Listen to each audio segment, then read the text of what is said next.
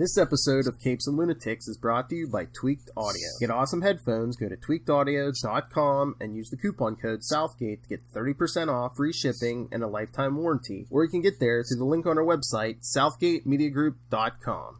This is Luca Perich, and you're listening to the Capes and Lunatics podcast. Recording has started.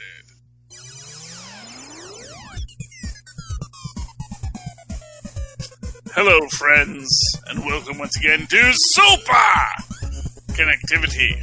I am your host, Charlie the Professor Asa, and with me, as always, is the blue-eyed mama from the Burger Fits. Fill me and Perich.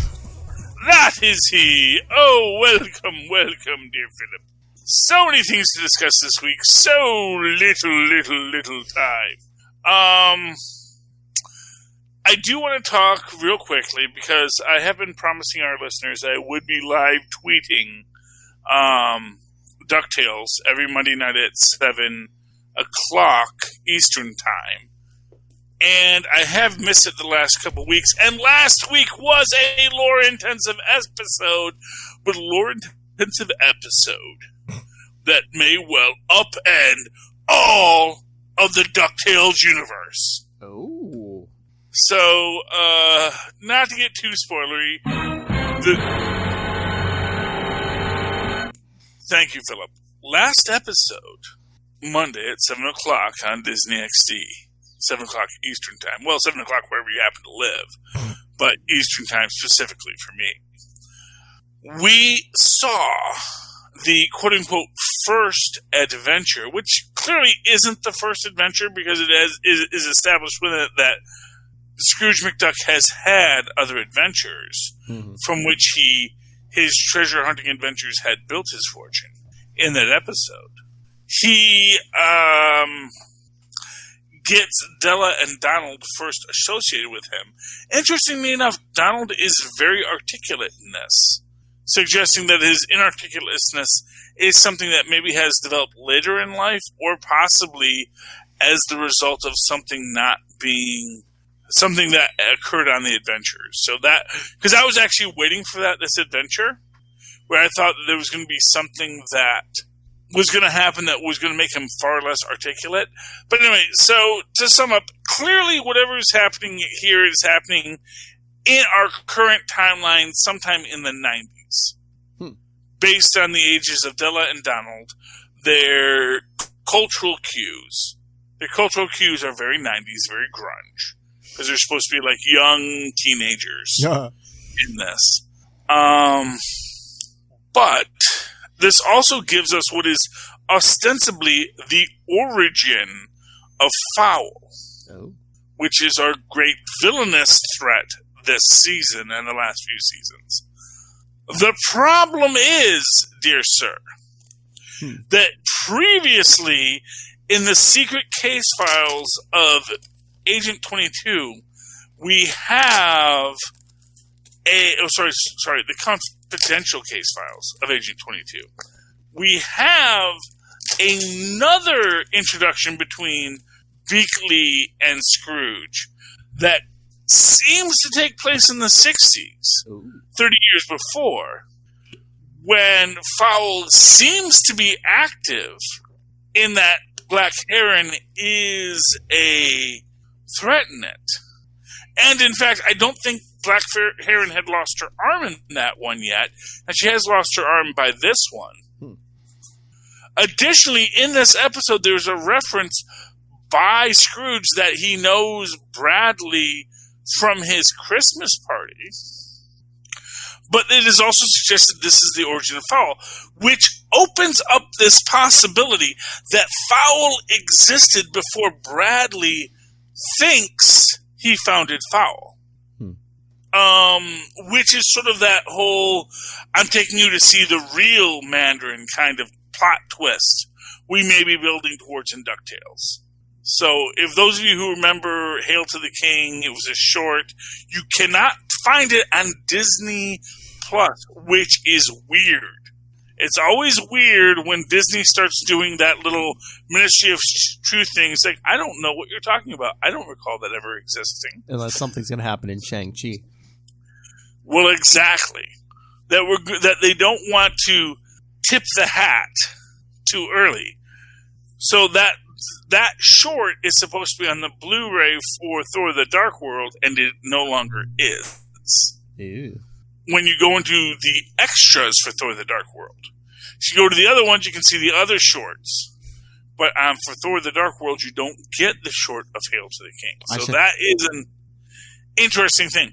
But I think they're setting up something, and I think that is going to be the reveal that I have predicted, that in fact Shere Khan is the founder of Fowl. Mm.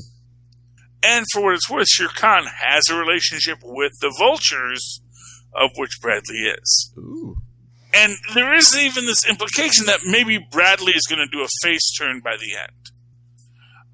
Because we see that Bradley starts out in Shush. He is an accountant for Shush, and he creates his organization for world law enforcement, or basically where it is this idea of let's steal things before people can cause trouble by stealing them, essentially is the idea.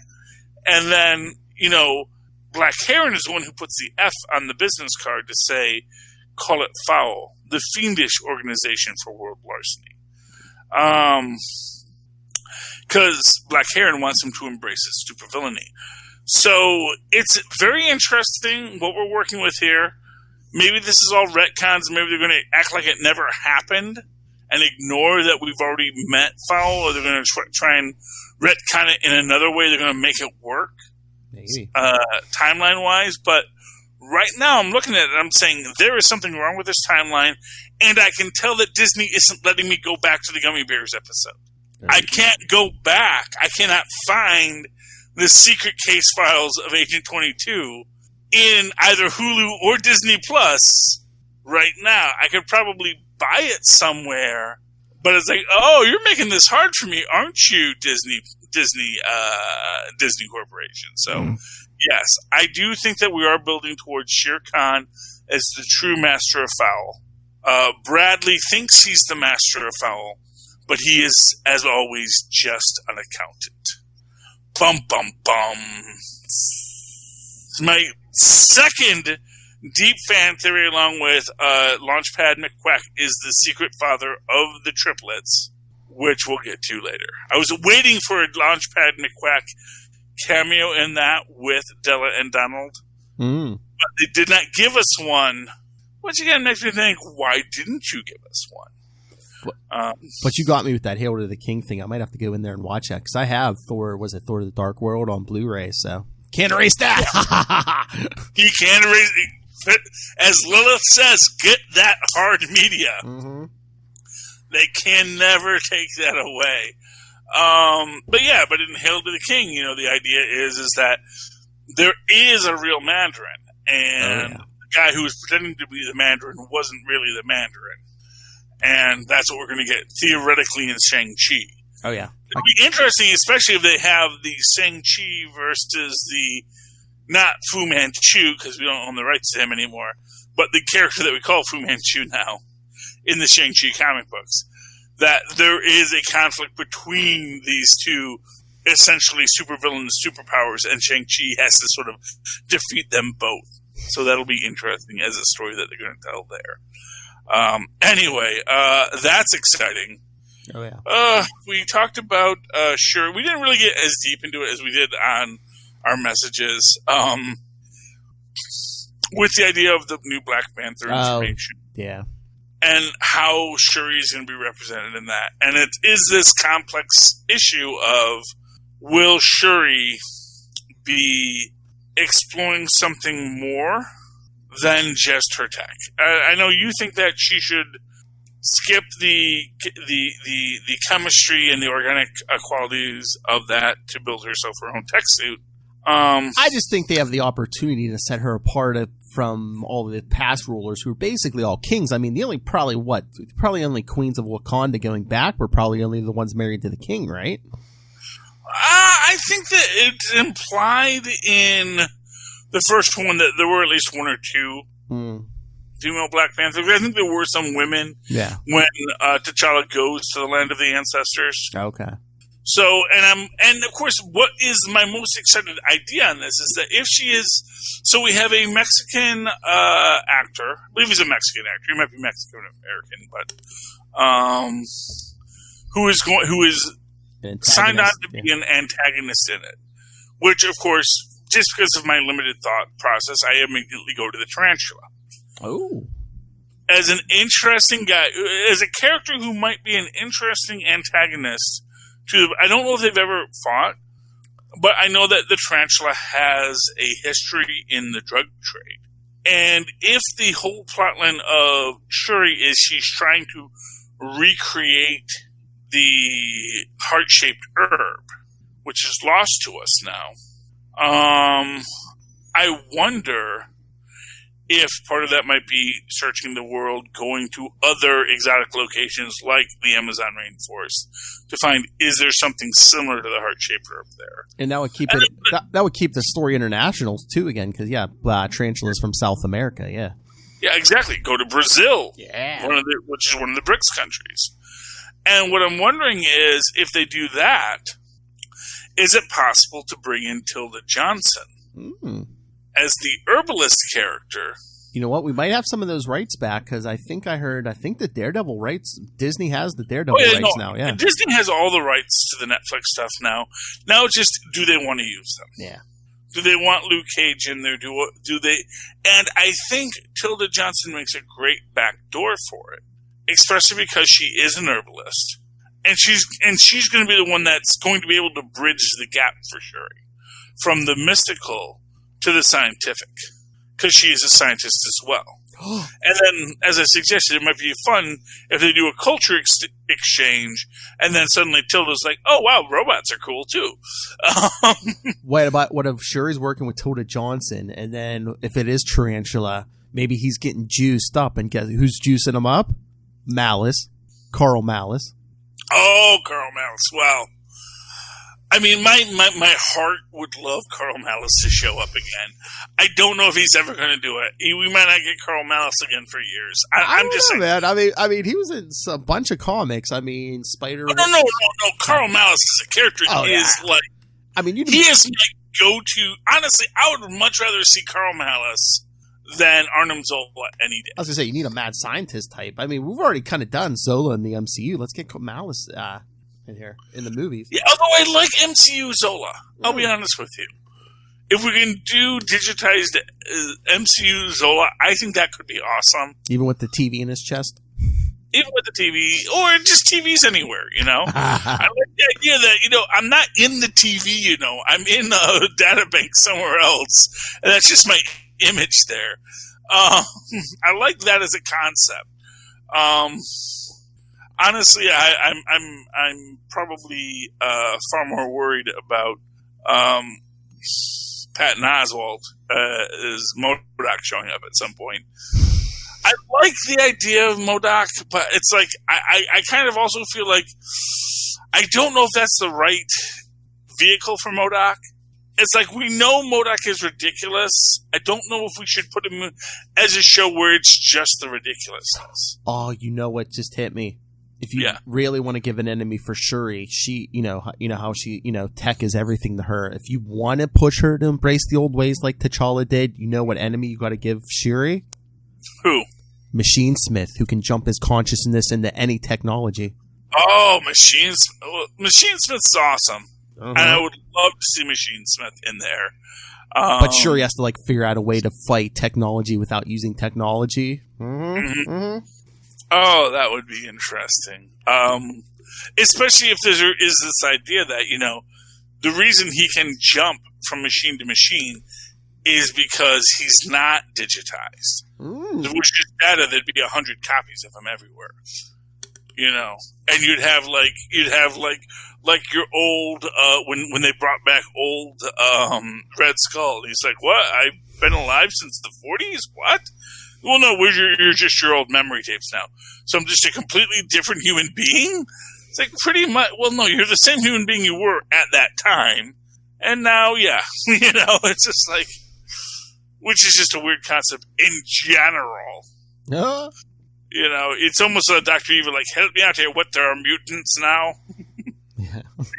I've been asleep for 30 What years. if you have humans suddenly start to mutate and gain superhuman powers randomly? It's like, that already exists in this universe.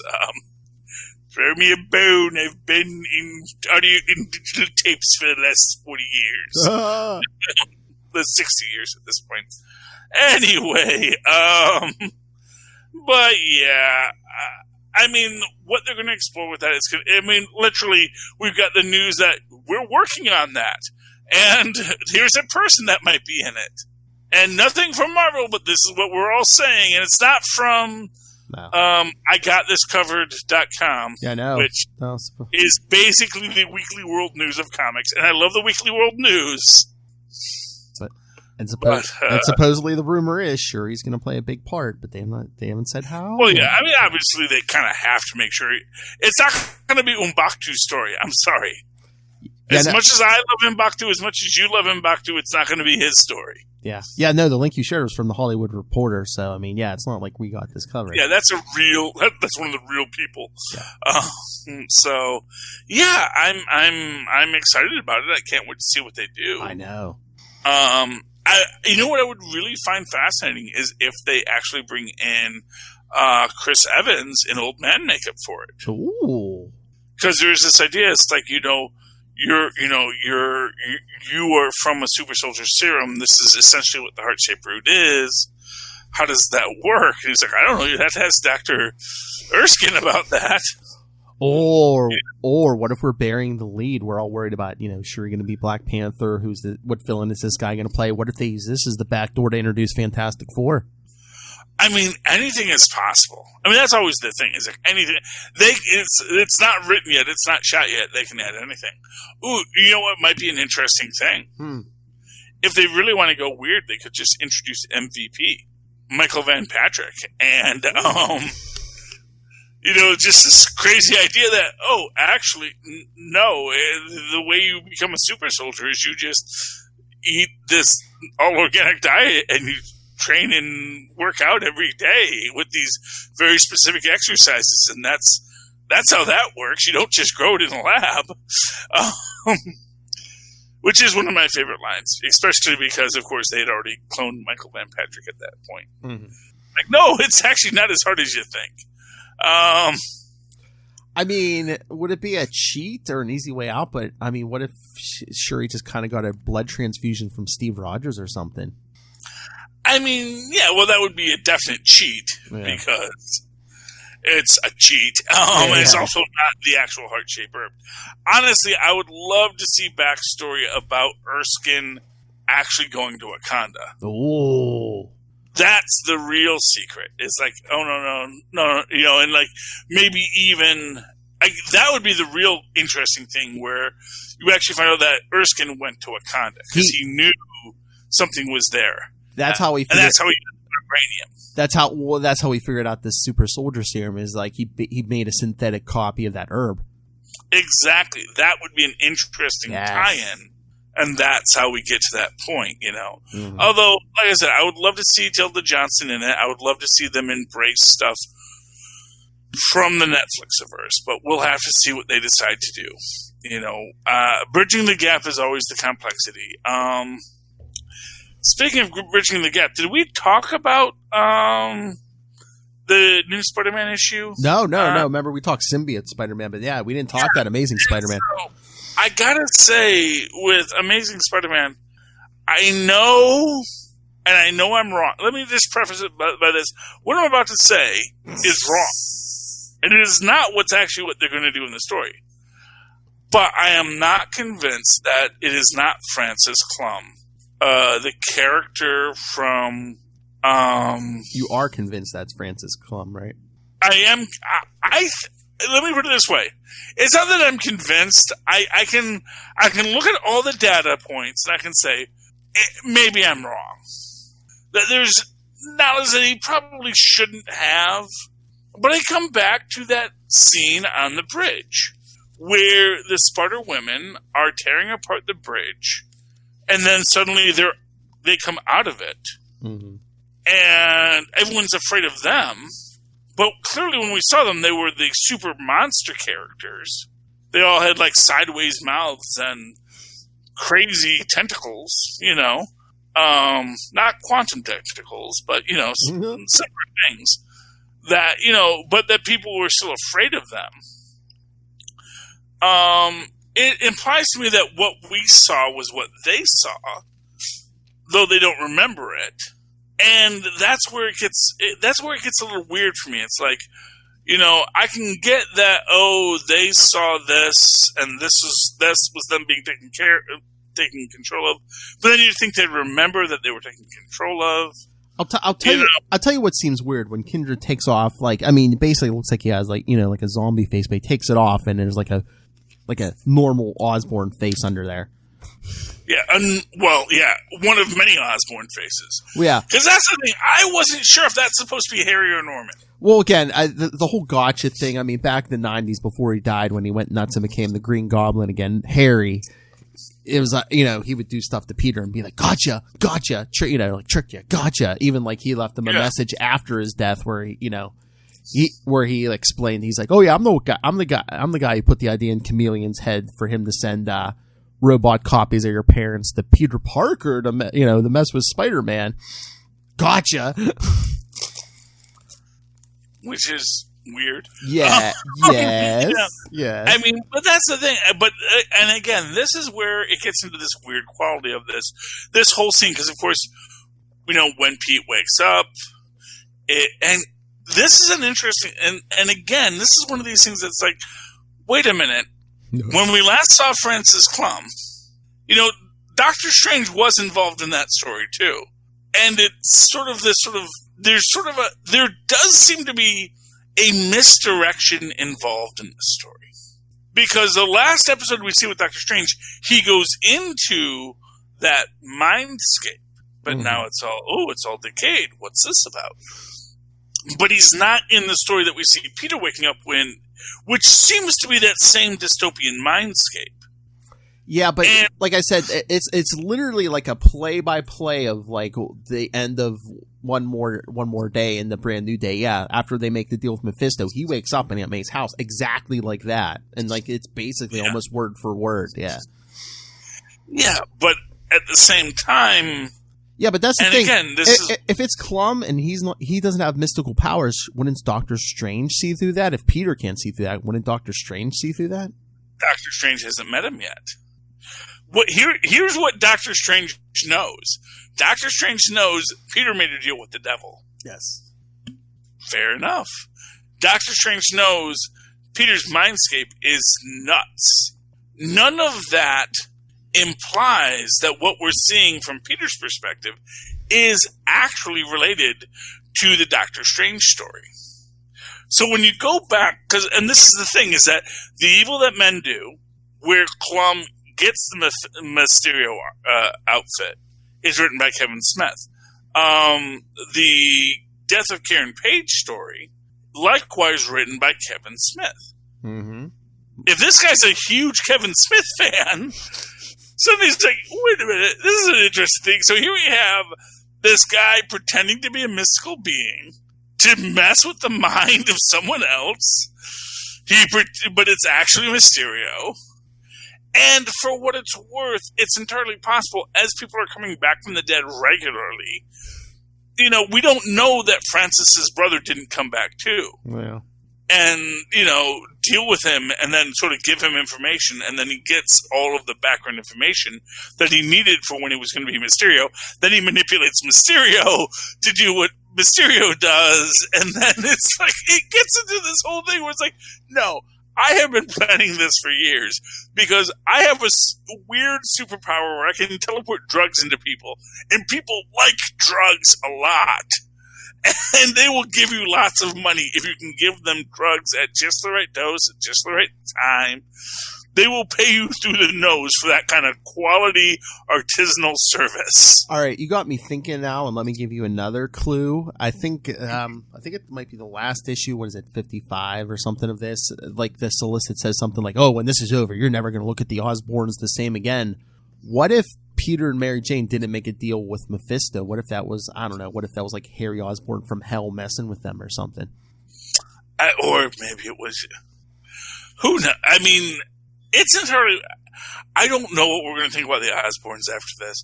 Although, for what it's worth, it's an Avengers right now. We found out that, actually, Howard Stark was making deals with the devil.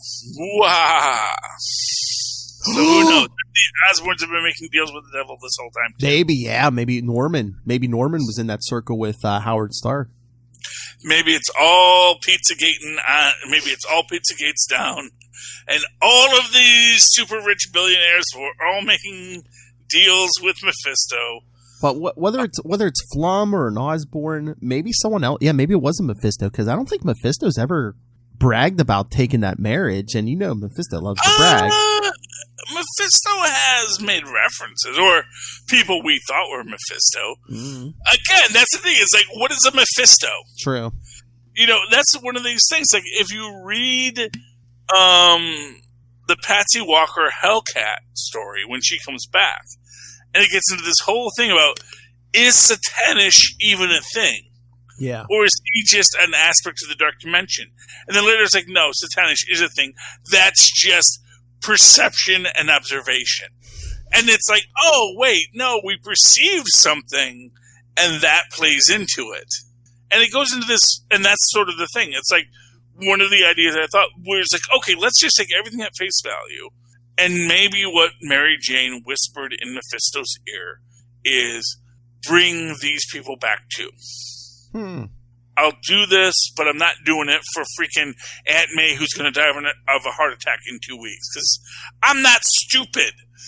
Yeah, she got shot, but that woman should have been dead 6 years ago. Yeah, I mean, maybe it was Harry, because I think the original plan, I forget where I heard this, I think someone in the Marvel office was like, oh, let's use this to bring back Gwen Stacy, and everyone was like, someone was like, no, we're not doing that. No.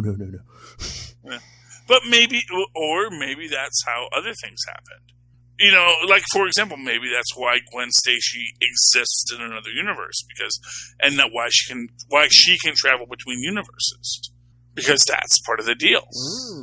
Maybe there's all sorts of things that are part of the deal. Like, maybe she's like, I want everyone that Peter has hurt to be able to come back. Which maybe leads into why the Chameleon could bring everyone back. Or not the Chameleon, the Jackal. Yeah. Maybe there's all sorts of things that Mary Jane asked for in that whisper. So I want to know what's going on, because supposedly since Brand New Day, Harry Osborn's been alive. So was that faked? Was that some sort of imposter? Has he been biding his time? I was like, ugh. Or maybe... Oh, man. You want to go on a deep dive in this? Oh, boy. Flum has been Harry Osborn the whole time. She's like, you know what? You know what would be a good thing to do? And not for nothing, it doesn't impede Mephisto being a part of this. Because he can know... Because that's the thing. We know that Mysterio came back from the dead. We know... Because there was a whole thing in... I think it was... What was it? During the Dark Avengers run, that there was this whole, all the villains get brought back from the dead, because why not have more villains? Because that seems practical in this short term. Because it's Osborn. Oh, I also was going to say, I think I said it for when you said it might be Mysterio. I mean, if it's Clum was like, pretending to be Harry, Norman's gonna kill him. Yeah, well, but that's the thing. But then again, it's just this idea of, and it's sort of this thing where if someone can teleport drugs into your body, yeah, that's the thing. It's like he has this weird superpower that is just perfectly. Well. It's sort of like, it's basically mind control by other means. Yeah. I just wonder, though, if, they're going to, they've kind of neutered Norman right now because, the Sin Eater, kid him like he did a bunch of those villains. Now he's all like, I'm sorry for everything I've done. So I wonder if they've kind of done that to Norman because they're going to make Harry, the big evil goblin now. Anything's possible. Yeah. And honestly, I don't think you keep a good goblin down. Oh, yeah, no. Wasn't his face falling off last week? It's so hard to keep track with Norman anymore. I mean, around in Amazing 800, I mean, he got, or was it before that? He got cured of that goblin serum. But yeah, guess what? In the beginning of this thing, he takes the goblin serum again. Yeah, well, yeah, that's a whole other thing. Yeah, I remember yeah. The great Otto Octavius cures him of his goblin. and then he goes and gets his face all restructured which annoyed me because the whole thing was like, oh yes, they've never faced me when I was sane, and now I'm going to be our Lex Luthor type character. And I was like, no one wants. Yeah, that didn't last. No one wants Norman Osborn as Lex Luthor, and then they like had his face fall off and all sorts of nonsense. I don't know. Sometimes with Spider-Man, you're like, man, is DC writing this book? Well, it gets kind of tricky when you get into like mystical stuff with Spider-Man. Yeah. Well, I mean, I don't think it should be that. Here's the thing. I don't think Spider-Man having a tie to a mystical reality should be that difficult. No, but I think they're trying to write themselves out of a corner now because however long ago they had to make a deal with the devil, and now it's like, yeah, everyone's been complaining for the last like 13 years. Yeah, and he would never make a deal with the devil. Well, yeah, I mean, honestly, that was a bad idea. No, that was Joe Quesada. No. Joe! Exactly. Come on, Joe. I mean, it's like your flagship character. I mean, the character you put on underwear and T-shirts and everything to make a deal with the devil. Yeah, it was a bad idea, and it's the kind of idea that where you immediately know it's a deal with the devil. When does any human think? Like, literally, the only person who was ever excited to make a deal with the devil was Samuel Stearns. Exactly. Because he thought he was smarter than the devil. And as it turns out, maybe he was when we get to Immortal Hulk. You want to go to Immortal Hulk? Let's go to Immortal Hulk real quick.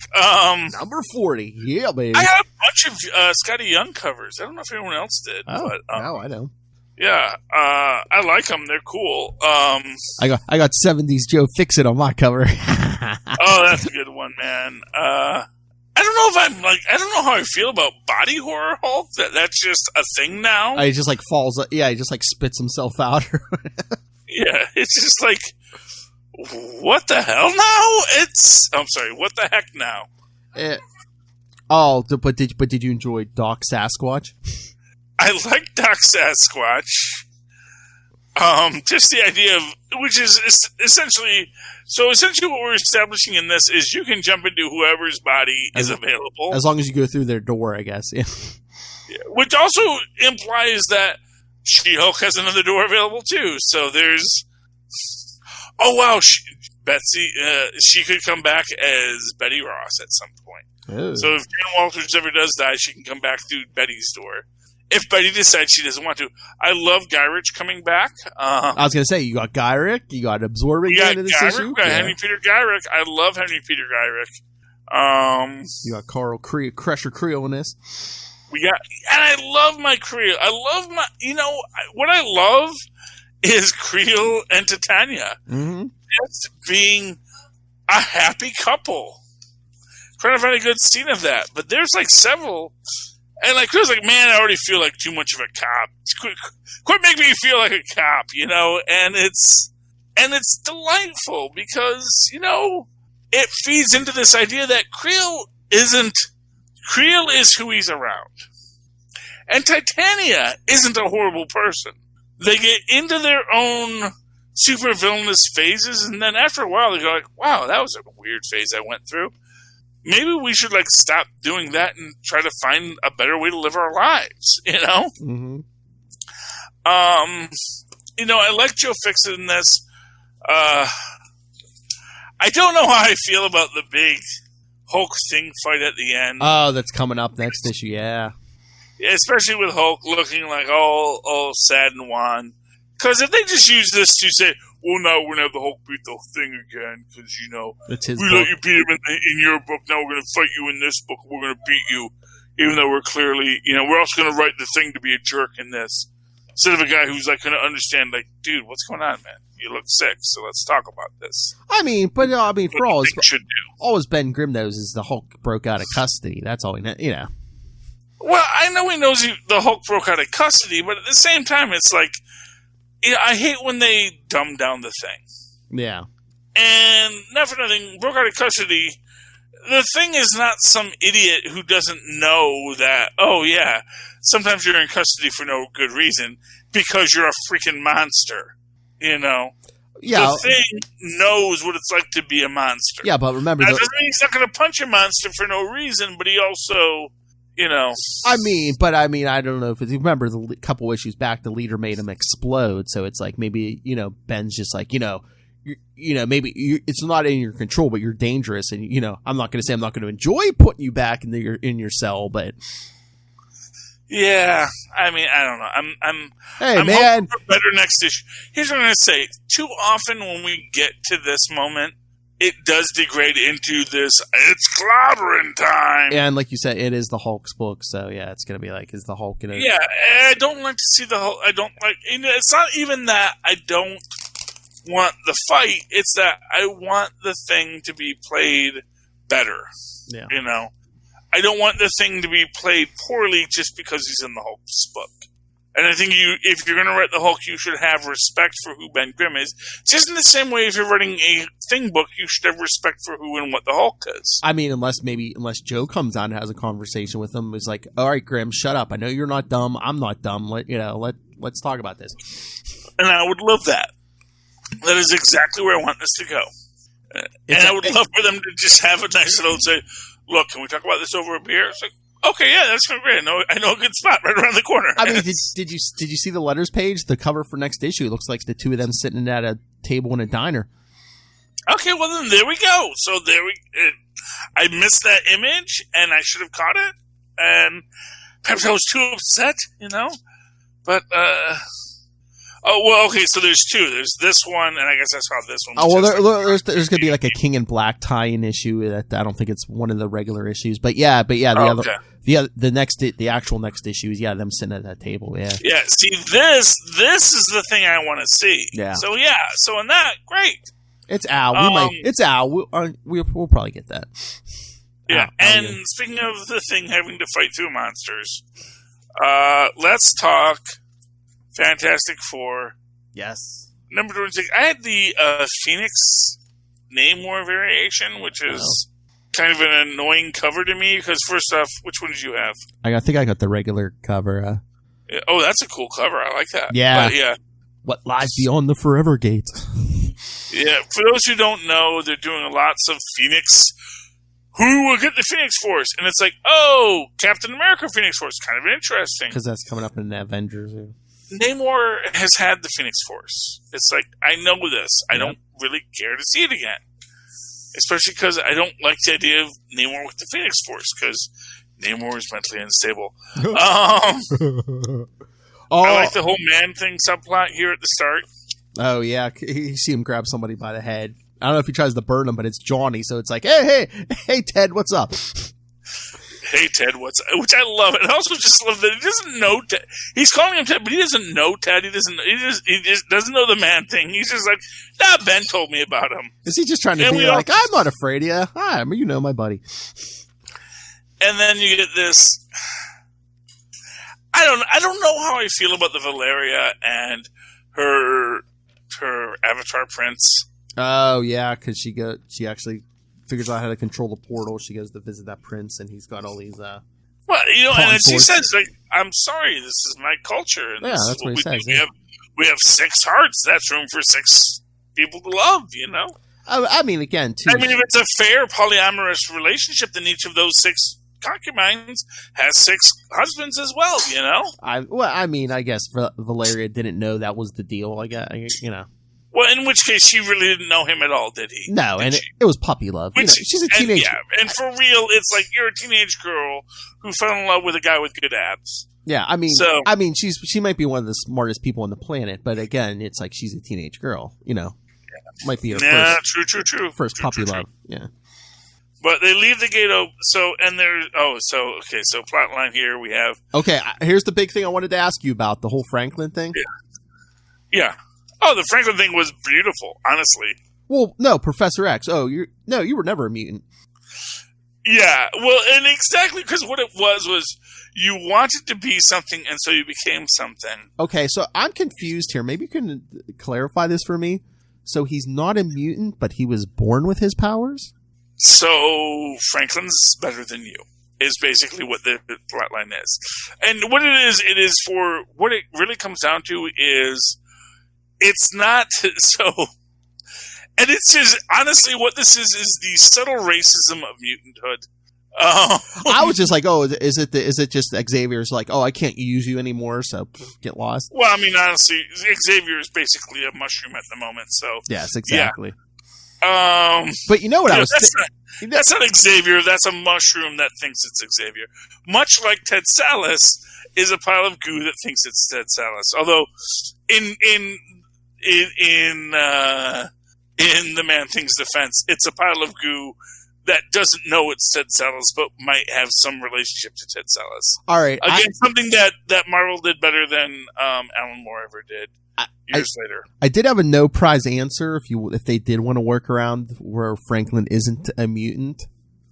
Mm-hmm. All right, he was born with his powers, okay, but remember the pregnancy was very, didn't Ben Reed and Johnny have to go into the negative zone, and didn't they have to bring out the cosmic control rod?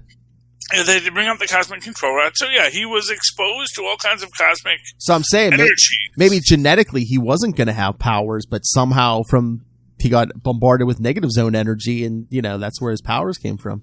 Well, I mean, the counter argument is he was supposed to have powers that would have been essentially the argument is that had he been born without the cosmic control rod, his powers would have destroyed all of the world, perhaps all of reality. And again, too, was he going to be born with powers because both his parents' DNA was altered in that cosmic ray storm? So isn't that the definition of a mutant?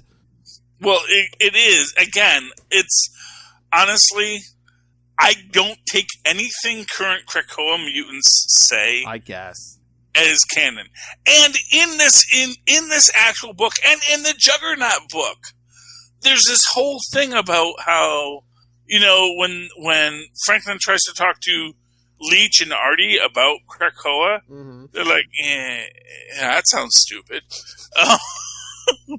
They're not like, oh, great, let's go to Krakoa where we can be part of that group that didn't want us when they knew we were mutants. But I mean, it's either one of two things. It's either like Xavier's lying or Slott's a bad writer, because it's like, okay, I get it that Franklin used whatever power to make himself a mutant almost, but wouldn't Reed have figured that out, or Valeria?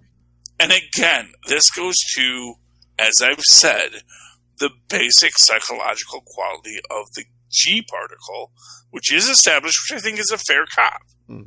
And this idea that, the reason Ben can't transform back and forth is because he knows if he transforms back and forth, it's going to take a psychological toll on him. And what the Future Foundation understood, and what they aren't telling Ben, is that you can change back whenever the heck you feel like. It does, but you will only do it when we give you a ritual. And that ritual has to be something that makes you feel like you don't have control. Basically, unless we tie you up and shoot you with some kind of cosmic ray or give you a placebo to drink, you are not going to transform because you are so afraid of what having two different existences would mean for you. Okay, I'm dumb. Where does Franklin's powers come from if he's not a mutant? Franklin's power... No, well, he's not a mutant. He's... Well, here's the thing. It's like, what is a... Here's the thing.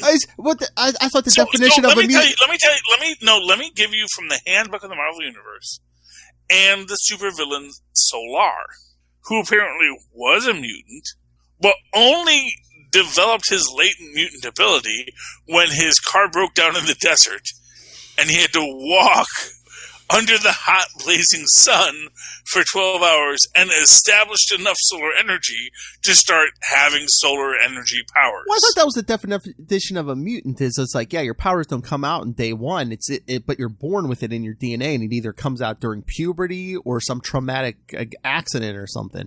But it's in. That's what they tell themselves. Yeah. But as we know, so here's the thing: as any good reader of any Sentinel-based story will tell you, as the Master Mold saw, every human is a mutant. The X gene is in every human. It is just a question of whether it is active or not. And to give you a fun gag in the whole thing, it's not that Franklin isn't a mutant anymore. It's that he made himself not be a mutant, and that altered the reality so that now Professor Xavier has to say he's not a mutant. I buy that, yes. Because it's like, no, you alter reality by your whim. You are the Beyonder, Franklin. Oh, God, so that's going to be a fun That's time. true, that's right, because, yeah, even though those aliens show up, they're like, oh, you are God, and even Ricky Barnes, you created my world and everyone I know. Exactly. It's like, oh, good, but I'm not a God anymore. It's like, well, that doesn't help, and they're going to have the Griever come back. I don't like the Griever. I'm going to be honest. I know. I read that last page. I was kind of like, Her back? The problem with the Griever is, are you an elder of the universe, or are you an esoteric concept? yes. If you're an esoteric concept, you shouldn't be relishing in the things you do. If you're an elder of the universe, then you're just some old person who is Kind of doing powerful. stuff, through tech, and it's like no one cares about you. Yeah. I mean, And I could care less either way about her. she is a very poorly written and designed character. I was more intrigued with the return of Elijah. No, Elijah is awesome, and honestly, the whole, well, okay, so here's all the people I've stupped. Here's all the ladies I've stupped. Here's all the ladies I've stupped. Crystal, her sister. Yeah, Elijah, but I thought it was my friend's girlfriend at the time. Yeah, she was disguised as Alicia. What? And this guy's like, what? It's like, which is kind of like, it's like, dude, you're marrying someone from which is a nice bookend to Valeria's story, where she met someone from a different culture. Mm-hmm. And she thought that it was this thing that she understood in her culture, but it was not in any way. And then here's Sky, who in very much is in Valeria's perspective, where she is an innocent. She doesn't even know that you can just travel to other planets like super fast in this universe. It's like, dude, oh, so I could go back to my home planet with this gate. It's like, dude, we can just take a rocket ship there. It'll be faster than it's going to take us to get back to New York from Florida. It's like, once we get out into space, it's like super fast. We can go fast. We can get there, no problem. And it's just like, oh, you don't know anything, do you? So what you're saying is Florida is more the final frontier than space is. Well, it is a cesspool. And I mean, everyone always laughs at Johnny and makes fun of Johnny, and it's like, oh, the Elijah thing. But it's like, I mean, basically, isn't Elijah a rapist? I mean, she slept with him for how many years under false pretenses? Okay. Well, it comes into the question of, is false pretense sexual intercourse rape if it's over numerous? Would he have slept with her to begin with if he had known who she was? Well, I mean, that's a complex question, because she was who she was. Yes. At no point did she present herself as anything other than a woman who knows what she knows, who talks about what she talks about, who likes what she likes, and is working as a blind. I mean, you could argue, well, you really weren't blind. Yeah. And then you could say, oh, well, she really wasn't blind, and that's a lie. But that's, I mean, honestly, yeah. I get what you're saying, and I do get the idea. I'm not willing to say that Johnny Storm was raped. Yeah. Just because. I mean, I'm not saying he didn't fall in love with her. Eventually, he did fall in love with her. I'm just saying, maybe exactly. It's like in the beginning. I think at that point in the relationship, it gets to be this question of, are you being manipulated or are you going along with it? And when it comes to a character like Elijah, because even when Elijah is revealed to him, he sticks it out with her for a while. Yeah. You know, it's not like it's like, oh my gosh, you know, he doesn't.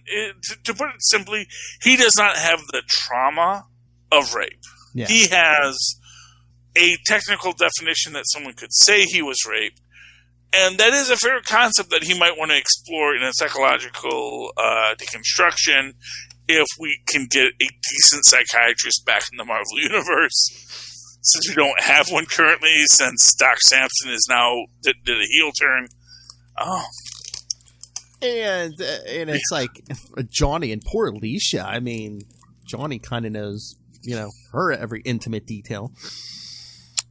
Well, you know, I mean, the thing with, and of course, well, even more, it's like Ben and Alicia's now daughter knows all the details of it. So it's yeah. You know, that's the weird thing. It's like, yeah, I know exactly what my uncle's penis looks like. Not in a bad way, but it's just something I know. Oh, true. Our lore. Yeah.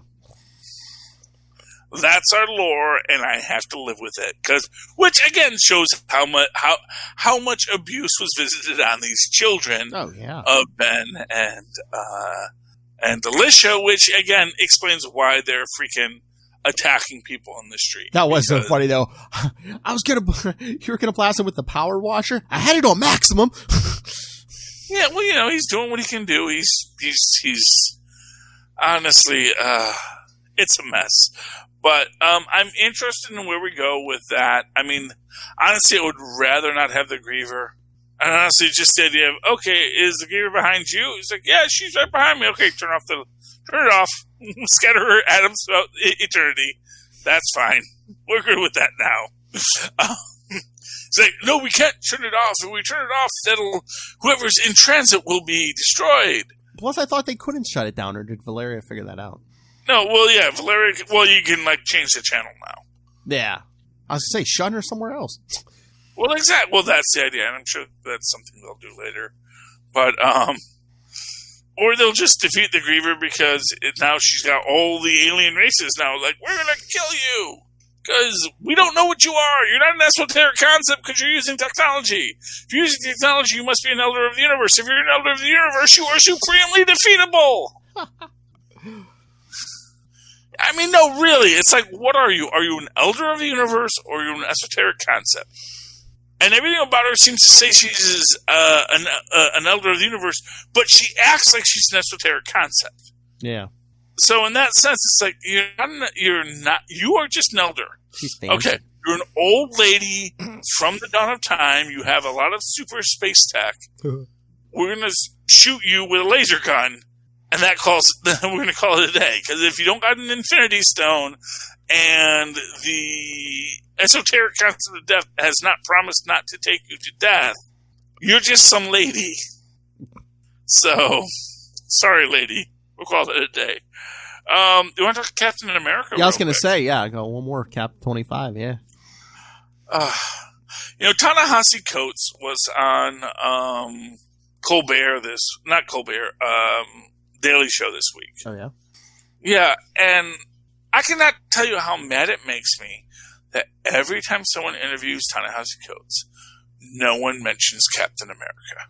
I think no one mentions Black Panther, and it's like, dude, I forget. Are you ashamed of this all? I forget how they described him. Yeah, when they did that, when Chadwick Boseman died, like they did the ABC. They played Black Panther, then they had a special and they interviewed a bunch of people. Yeah, they interviewed Chadwick Boseman Ta-Nehisi Coates because he knew him, and yeah, I forget how they described him. It was either like a reporter or something or writer or something. But yeah, no mention of comic books. I'm like, you're talking about a guy who played a Marvel character, and you're not saying this guy actually wrote the Black Panther comic. That he's writing Captain America now. I know, but it's like there was no mention of comics. Captain America. I'm like, you're talking about the guy who played Black Panther. You're not going to mention this guy wrote the Black Panther comic and kind of tie it in. Yeah, I mean, and granted, he didn't. Maybe they wanted to, keep some of that mystique for Stan. I can get that, but at the same time, it's just like put it at the bottom of the screen, Yeah, So I said there was. Is he the current writer on Black Panther? Is that book still going? I don't know. No, Black Panther's still going because I thought like the last Ta-Nehisi Coates Black Panther is coming out soon.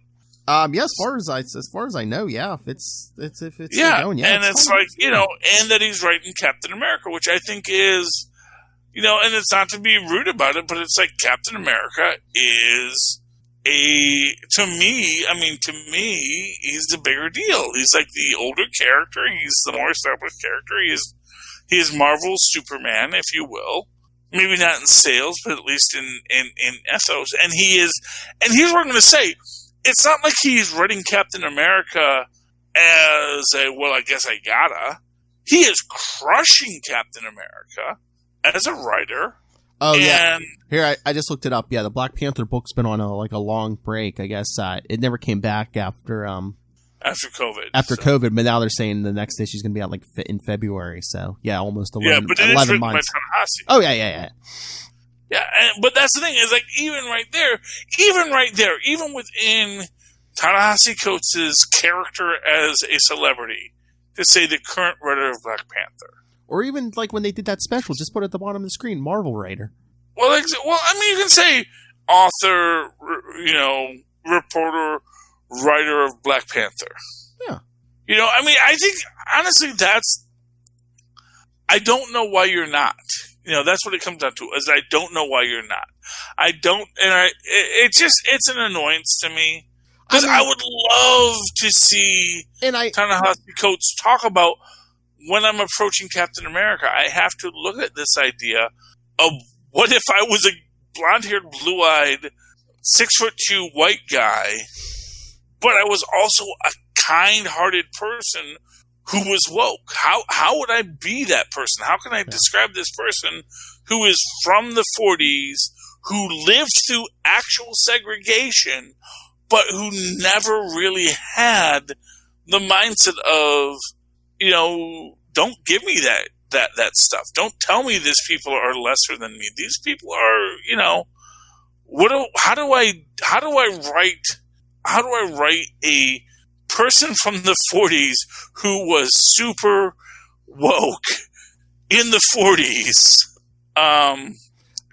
sitting next to Gabe Jones and eating with his utensils because he was dang hungry at the time, and isn't acting like that's the end of the world, But I just don't understand how, like, in any interview he does, especially like TV or something, if like why Disney wouldn't kind of ask him, hey, can you mention you're writing Captain America? Hey, can you mention Black Panther? I kind of get the feeling that it's Ta-Nehisi. Maybe he doesn't want to admit he writes comic books for a living. Maybe it's a reverse Stan Lee. Huh. It's like he's like, oh, I don't want to let people know I write comic books for a living. I don't know. It bugs me, and it's a small bug. But he could help them, because it's like, you watch this interview, and if you're like, hey, this is like a well-spoken, intelligent man, and he's writing Captain America and Black Panther, man, I want to check this out. I mean, this is a smart guy. It's. There's a lot of factors. Maybe it's expressly because I could see a few years ago maybe saying you didn't want to write comics, but now with like the success of the MCU, there's so many superhero fans out there now. I understand. Yeah, I don't know. Again, maybe that's him too. I guess is he doesn't. Not for nothing. He exists in a very high spot, and it's sort of one of those things where you say as it turns out, when you say someone is well-spoken, as if it was an oddity, that is, sometimes seen as a weird thing. Let's face it, racial dynamics in this country are messed up. I don't. No, I'm not even saying that. No, I understand. Charlie Esser. I'm saying there's like 50% in the country that's not well-spoken. Okay, so. No, fair enough. Heck, I'm not that well spoken. And you said he was on the Daily Show. Half those celebrities that do those talk shows aren't deep thinkers. That's what I'm saying. You say, hey, here's an author. I guess my thing is, here's what I'll say. When Colbert was hosting here's what I guess maybe it's even a point that maybe Trevor Noah doesn't read comics. Like Colbert, I know would make that a point of the interview. Yeah. I feel like Colbert, and maybe that's why I haven't seen him on Colbert recently. It's like, oh man, Colbert's going to have to be about Cap, and I don't want that to be my legacy. Yeah, because which I get too. It's like, it's this idea, I built myself up, and I'm in a spot. It's sort of like Kevin Smith. He built himself up as a film producer, and now he writes comic books. Yeah. Sometimes. Too. When he has, when he gets around to it. But for Kevin Smith, it's sort of like a cherry on his sundae, and I can see how maybe Ta-Nehisi Coates maybe doesn't want to finish his sundae yet. But can't you just list Kevin Smith? He's like, yeah, my Sunday's done. I just put that cherry on top. I'm gonna write some. It's just like list all your credits. Put comic books at the bottom. But not everybody. See, and this is what's fun about talking about this is the more I talk about it, the more like, oh, I kind of see his point now. It's like he doesn't want that to be his definition, and I get what you're saying, and I get what everyone else is saying, including myself 5 minutes ago. But I'm also like, oh wait, maybe he just is like. Yeah, but it's not the 80s or 90s. A quick Google search will tell you he's writing Black Panther and Captain America. Well, yeah, and that's fair enough. If you want to look it up, that's fine. It's listed somewhere else, but he doesn't want that to be the legacy when he wants to talk about things. Unless he's there on a tour for Captain America, which I'm sure he did, like at the time Captain America came out. And then he's like, no, I did my tour. I'm done with that tour. I'm continuing to do the work because it's good money and I like the character and I like writing the stories. They're great stories. But right now we're talking about other things and I don't want not for nothing. Just to make an obvious point in this, now that I think about it, it's like, oh man, maybe he's sitting there thinking, man, I do not want Captain America sales to tank if people realize a black guy's writing it.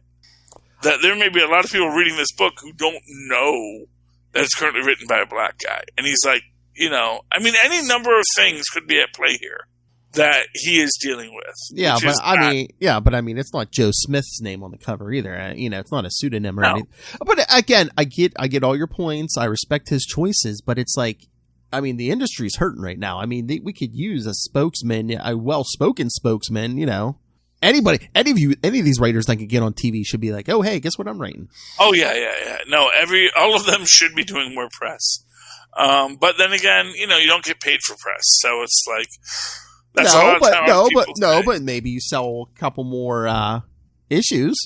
Yeah, or you sell a few less issues, which is the other concept, It's like you don't want to go on online and, you never want to say something stupid when you're online either. It's like, because you say something that suddenly gets controversial. And for what it's worth, Ta-Nehisi Coates, he is a controversial writer. Yeah, but I think... And God bless Marvel for saying, hey, you can write just a Captain America story, can't you? It's like, yeah. It says, can it be political? It's like, sure, Captain's always political. He punches Nazis all the time. But I think he's punch a Nazi, and then we're totally cool. He's a smart enough writer. He's good with words. I don't think they're going to trick him into saying anything he doesn't want to say. You imagine that, but he's going on a show. True. That's the thing. They're going to give him questions, and he doesn't always know what the question is going to be. And if nothing else, I'm sure in order to get him on the show, you get that list of questions. Here's the questions he'll talk about. Here's what he'll answer. And if you're going to try and give him a gotcha question, you just give a gotcha question to a comic book writer. It's like, oh boy, everyone thinks you're Woodward and Bernstein now. It's like, so what was he on there to talk about if he wasn't on there to talk about comics? Honestly, it was just about the world as it exists, and he just has a book out. I can't remember what it's called, but basically Oprah Winfrey and Brad Pitt are developing it into a movie. And he's taking the kind of 52 pickup view, which is like, hey, great to talk to you, and great that you want to make a movie out of my thing. Thanks for the check, and we'll see where it goes from there. Do you think is that another thing, maybe, that like with this book, he owns most or all the rights, but with Marvel, he doesn't own that? He doesn't own Captain America, he doesn't own Black Panther? Well, obviously he doesn't, but, I would think here's the thing. And I guess maybe that's the more complex question is, I don't know if he sees comic books as a feather in his cap. Like Kevin Smith, every comic book he writes, that's a feather in his cap. To him, that's living the dream. For Ta-Nehisi Coates, it may be like, no, it's cool, man. I'm lucky that they want me. I'm glad to write these interesting complex stories. I appreciate the characters and what you can do with them, but it's not necessarily something that when I was a kid reading and writing as a kid, you know, that this was, oh man, someday maybe I'll write Captain America, or I'll write the Falcon, or I'll write Black Panther. Maybe I'm just naive and I love comics too much, but it's if nothing else, don't you think you want to get the message out? Oh yeah, look, I put out consistent writing and good work every month, and you know, maybe some TV show sees that and be like, oh hey, this guy can stick to his schedule, he can get, you know, scripts or whatever, and you know, maybe we should hire this guy. But then again, it's this question of, does he want to do TV? Maybe, yeah. You know, that's the thing. That's just the first thing that came to mind, but you know, maybe he gets 6 different pitches for 6 different things, and you know, he's like, oh, I like this one. I mean, it really comes down to that question of, does he want to be Jordan Peele? You know, does he want to be this guy who's in the business? You know, moving a lot of it's Jordan Peele, right? He's the producer. He's the guy on. I think so. Yeah. Yeah, and yeah. Oh, we get those. They're called Key and Peele, man. It's hard to keep them. You know, anytime. I still don't know which one is Abbott and Costello. So Laurel and Hardy confounded me for years. Which one's which? I eventually had a mnemonic device that said Hardy was the fat guy. So, because Hardy means a hearty meal. So, anyway, but yeah, but you know, Jordan Peele is in that place right now where he gets to tell what stories he wants to, gets to build out what universes he wants to. And that's a lot of work for Jordan Peele. And, you know, that may not be the path that Ta-Nehisi Coates wants to go down. He doesn't want to be known in that way. So fair enough. I just wish they would make the mention of it, because I like Captain America. I want people to mention the things that I like when they're being interviewed, when I know you're in that thing. So say that you're in that thing. And again, the whole comic industry could use the help. Well, yeah, that definitely. And I'm sure if they would pay him for the appearances, he would talk. Oh, you want me to pitch that? Yeah, okay. That's $50. $50 for a half hour, $100 for a full hour. So, yeah, so that's that. But what do you think of the actual issue? The actual issue, which I've already dropped, I liked it, but it is such a stark jump between the end of the issue and then the start of the backup. Yeah. Where you don't even realize, at least I didn't realize, that the backup was a separate story. Yeah, I know. It's very weird. It just goes to the end of it, which is, you know... Doesn't say to be continued. And then we have to be willing to sacrifice ourselves. Although, man, I just want to do this toss out that Rebecca Barnes comes back in Fantastic Four and starts flirting with Franklin. Well, maybe not flirting with Franklin, but it's like, wow, you're like God in my universe. Yeah. It's like, yeah, I get that a lot. It's kind of interesting with Rebecca. Or Rick. Yeah, Ricky, yeah. Oh, Ricky Martin. Well, I think it's short for Rebecca. But yeah. Maybe, yeah. But I know they were calling her Ricky, because I don't know if they wanted to do when they first started to do a combo of, you know, Rick Jones and Bucky Barnes. Yeah. Yeah, well, that was the original thing she was. But then, and that's the thing, is that this particular R. Barnes, if we will, has been through different iterations where she has also been the 1940s Bucky Barnes as well, with again, to tie into you know, it's like Peggy Carter, Captain America. You know, it's like, oh, and now she's back in Ta-Nehisi Coates, and we're not even going to talk about that. I mean, to me, I guess maybe the deepest level is I kind of think that they don't mention it because, man, we got so many things, so many balls in the air. I can't say anything right now because we got something that's going to shock you. You're like, what? It was Francis Clum the whole time? I did not see that coming. Anyway, yeah, but no, I mean, it's a good story. It's a very, and they give all this weird backstory where apparently what's her name? Lucan's wife. Oh yeah, alive in the 40s. Yeah, and was part of the Russian resistance, which is one of these things where you realize, oh, she's like some kind of weirdo eternally young sorceress, and her wedding to Lucan was its own power play itself. So it's a big reveal there. And then Peggy coming back. Although, again, I hope it is the Peggy from the alternate universe where she got the super soldier serum, because I think that's a better story. But maybe they're just going to not really ever explain it, and then it's going to be headcanon that that's who she was. Yeah, I don't know, because, in the flashbacks, they show her, with, Steve as Cap, so I don't know. Mm-hmm. Yeah, and they also make the point that it was never really anything serious between them. Nah, just like a fling, yeah. Yeah, which... It is interesting, whatever the heck it is they're setting up. So, and again, this is the thing, it intrigues me, it attracts me in.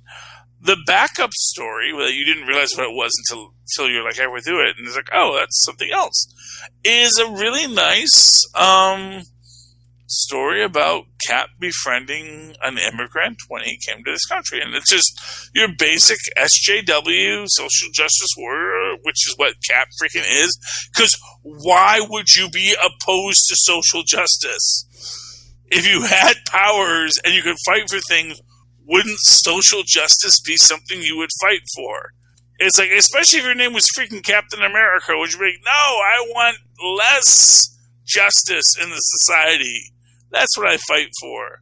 That's not what Captain America should fight for. He says it again in this issue, and I know he said it before. He's like, I don't fight for a country, a president, or a flag. I fight for the dream.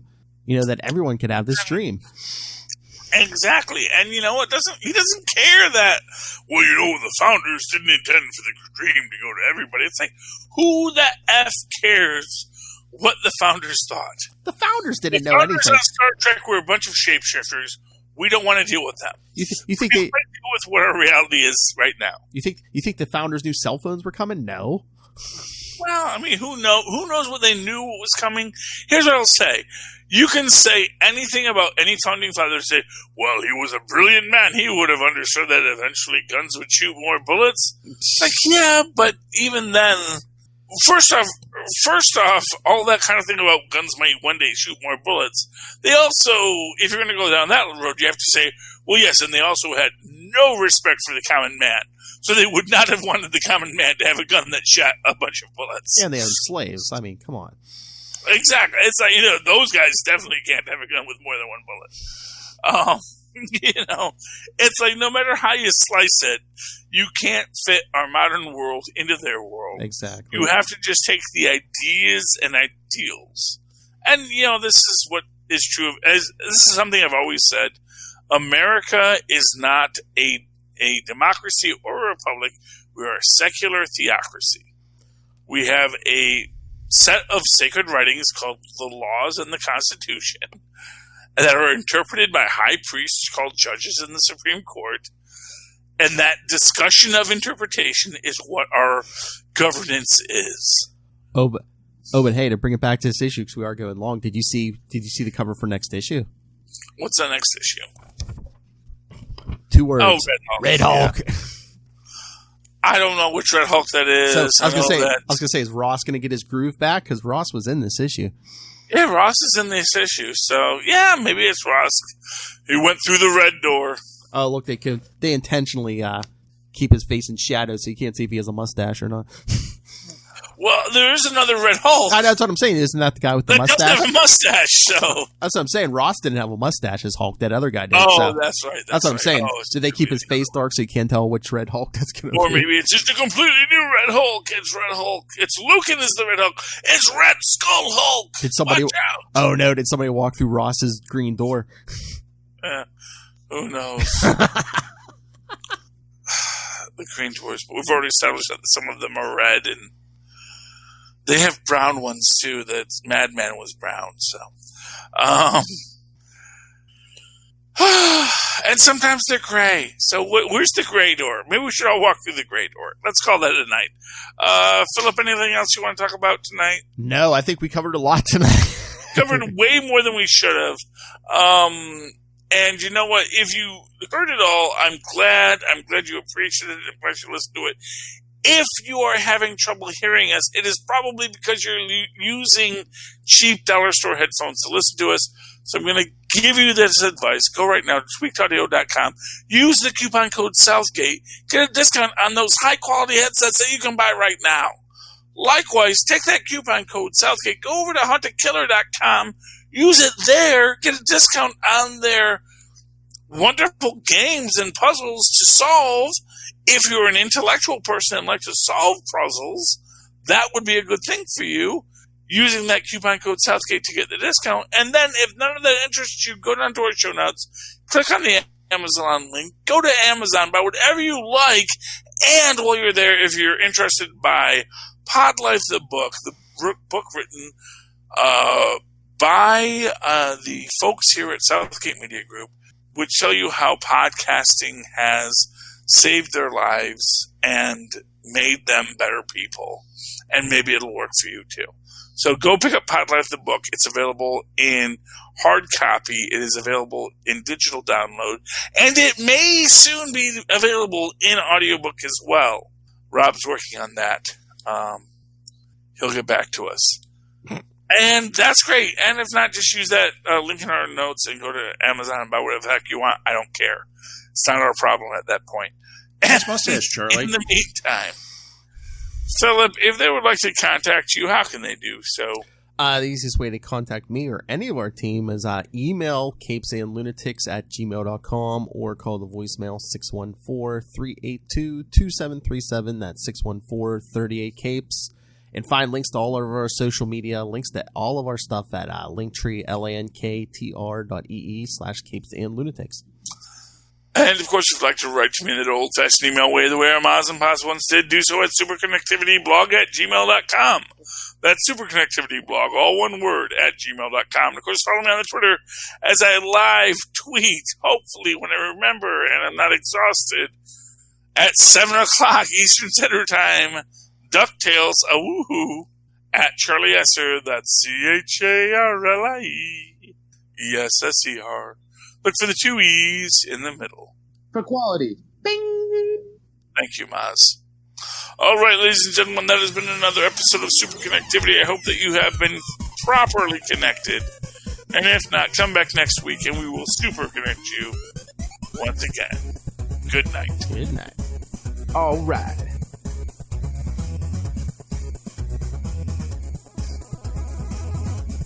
Hooray! That worked out well. Oh, yeah.